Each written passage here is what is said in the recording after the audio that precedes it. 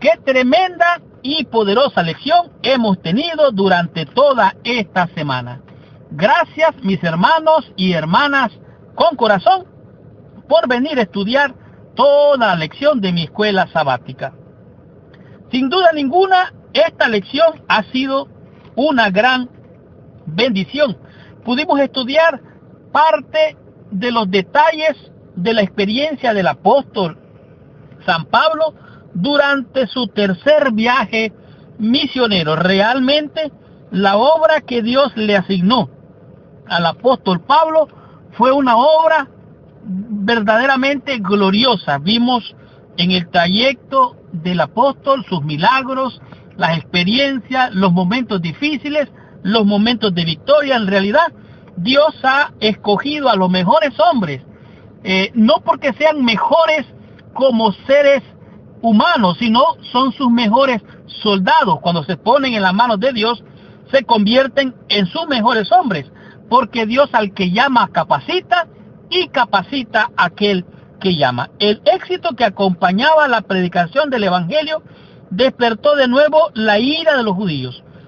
De todas partes llegaban noticias de la divulgación de la nueva doctrina, por la cual los judíos eran revelados de la observancia de los ritos y la ley ceremonial, y los gentiles eran admitidos como iguales privilegios que los judíos como hijos de Abraham. En otras palabras, los judíos llegaron a tener celo de que los gentiles sustituyeran el lugar que a ellos les correspondía como hijos descendientes de Abraham. En su predicación en Corinto, el apóstol Pablo presentó los mismos argumentos, su enfática declaración: no hay griego, no hay judío, no hay circuncisión, ni incircuncisión, no hay hombre, no hay mujer.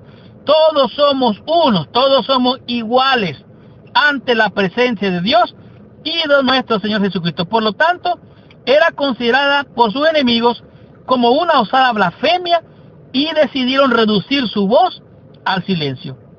No podía contar ni siquiera el apóstol con el apoyo y la simpatía de los hermanos en la fe. Los mismos judíos inconversos y aún los conversos recibían las noticias.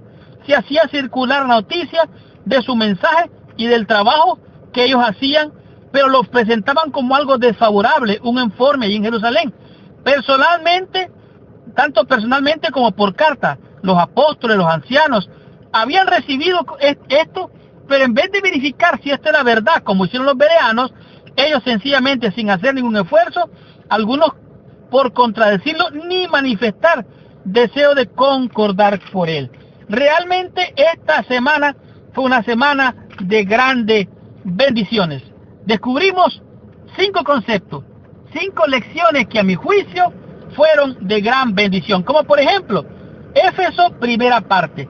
Allí pudimos ver al apóstol Pablo como allí se encontró con grandes siervos de Dios. En este caso, Aquila y Priscila instruyeron a Apolos, que era un hombre de Dios, un creyente cristiano.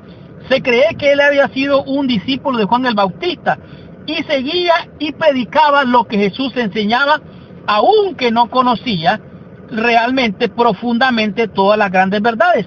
Entonces el apóstol Pablo se encuentra con él, y además de esto se encuentra con 12 hombres que también eran grandes guerreros de la fe, y les hace la pregunta cuando fueron bautizados: ¿en qué nombre fueron bautizados? Ellos dijeron: bueno, ni sabemos que hay Espíritu Santo. Entonces el apóstol Pablo vino, oró por ellos, los ungió, fueron bautizados y hablaban en lengua. Esto significa que en el conocimiento de la fe tenemos muchas más alturas que alcanzar.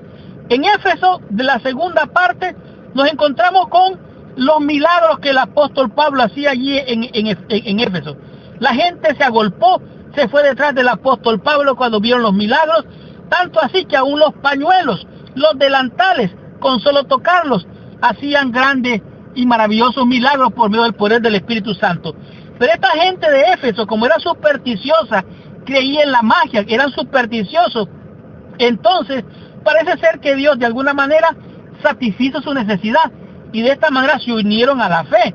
Pero resultó que un hombre llamado Demetrio se opuso a la obra y empezó a difundir que este Pablo y todos sus seguidores estaban creando problemas en la ciudad y hizo un tumulto, agarró un montón de turbas y estas turbas querían prácticamente, ¿qué decirles?, destruir la obra de Dios. Sin embargo, ahí se acumuló la gente y gritaban la turba: Diana, los efesios de Diana. Entonces ellos estaban ganando dinero al hacer estos templecillos, pero resulta que se levantó un escribano, calmó los ánimos de esta gente y le mostró: bueno, si Diana es de los efesios y efesios son de Diana, ¿qué les preocupa, hombre? Resuelvan esto en una corte, pues para eso están las leyes civiles, para aclarar todos estos asuntos. Y así la turba se disuadió y de esta manera el ambiente se calmó. En el tema número 3 aprendimos lo que sucedió en Troas. Aquí fue muy interesante, porque aquí agarran algunos creyentes de otras denominaciones este pasaje de la Escritura para alegar de que los discípulos del apóstol Pablo cambió el sábado por el domingo. Aunque es cierto, la iglesia naciente, la iglesia gentil, en cierta manera no tenía claro sobre este asunto. Lo cierto es que el apóstol Pablo se reunió, dice allí, el primer día de la semana. El primer día de la semana es el domingo, pero el apóstol Pablo se reunió el domingo por la noche. Esto significa que ya era lunes. Recuerde, de tarde a tarde guardaré mis días de reposo. Este es el séptimo día, pero este era el primer día de la semana. En otras palabras, fue un lunes. Ya se extendió tanto el mensaje del apóstol Pablo, estaba despidiéndose él, que aquí ocurrió un accidente. Tanto así dice que era de noche. Era tan noche que la gente tenía lámparas con ellos. Y a medianoche, cuando estaba el apóstol Pablo predicando, un muchacho que estaba en la ventana se durmió, se cayó y se mató. Vino el apóstol Pablo, interrumpió su mensaje, salió ahí a la calle, oró por aquel muchacho, se echó encima de él y él fue sanado. Esto no significa que el día sábado fue cambiado por el domingo.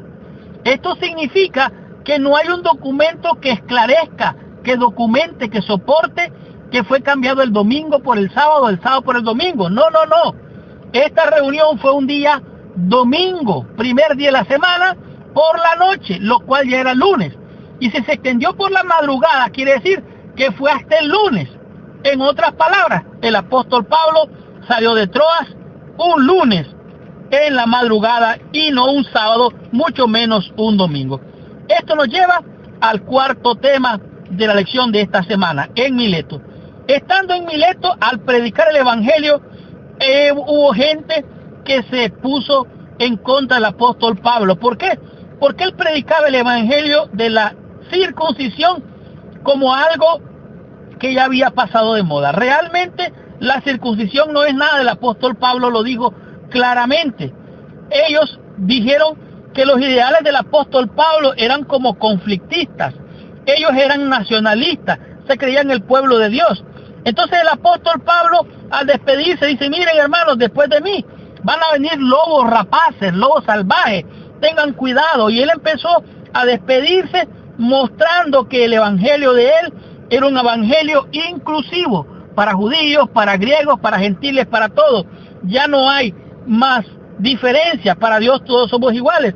Los dirigentes de la iglesia en Éfeso debían manejar el tema, dice aquí, de los falsos maestros, a quienes comparó con lobos salvajes que tratarían de extraviar y pervertir al rebaño. Entonces el apóstol Pablo deja algunas recomendaciones allí en la iglesia estando en Mileto. Y en el tema número 5 comprendimos lo que sucedió en Tiro y en Cesarea. Estando allí el apóstol Pablo, que había decidido salir de allí para Jerusalén, los hermanos, los apóstoles le dijeron: Pablo, no vaya, hay muchos peligros. Trataron de disuadirlo, pero Pablo había propuesto en su corazón salir. Ahora, lo curioso es que se presenta un profeta llamado Ágabo. Este profeta agarra el cinturón de Pablo, el cinto de Pablo se amarra las manos, se amarra los pies, y dice: así le va a pasar al dueño de este cinto. Ahora, pero el apóstol Pablo no se dejó intimidar, no se dejó atemorizar. Con fe, con valentía dijo: no, yo voy a cumplir mi misión, no me preocupa la vida, porque para mí el morir es ganancia, el vivir es Cristo. Y aunque los romanos, los gentiles romanos, los judíos en Jerusalén, todos parecieran estar en contra de mí, y aunque este profeta venga a advertirme, él dijo: no, Yo sigo adelante con el propósito de cumplir la misión que Dios me ha dado, aún hasta Jerusalén. Y estoy dispuesto a morir, si fuera necesario, por este evangelio. A costa de mi vida, llevo este mensaje hasta Jerusalén. El apóstol Pablo dijo, estamos atribulados, sí, estamos atribulados, pero no estamos angustiados. Estamos en apuros, pero no estamos desesperados. Estamos en persecución, pero no estamos desamparados. Dios está con nosotros. Estamos derribados, perseguidos, pero no estamos destruidos. Todo lo puedo en Cristo que me fortalece, dijo el apóstol Pablo, parafraseando las cosas, en su tercer viaje. Y esta fue la lección número 10. La próxima semana estaremos estudiando la lección número 11, cuyo título de la lección es Arresto en Jerusalén. Gracias, mis hermanos y hermanas con corazón, por venir a estudiar toda la lección de mi escuela sabática. Y los espero la próxima semana con esta tremenda bendición. Y ahora te pido que por favor inclines tu cabeza, cierres tus ojos y oremos a nuestro Padre Celestial. Señor Dios y Padre nuestro, te alabamos, te bendecimos, te adoramos y te damos gracias por estas lindas y maravillosas e inspiradoras historias. Bendícenos, oh Dios, séllalas en nuestro corazón, ayúdanos a tener el valor, la fe, el coraje de tu siervo el apóstol Pablo. Bendice a mis hermanos y hermanas con corazón que vienen a estudiar toda la lección, Señor. Dales tu bendición, tu compañía, en el nombre de Jesús. Amén y amén. Muchas gracias, que Dios te bendiga.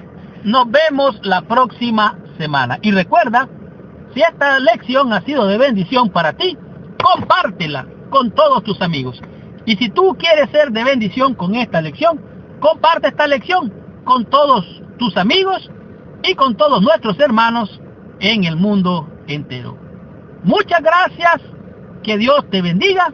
Les habló su hermano y su amigo Marlon García. Nos vemos la próxima semana.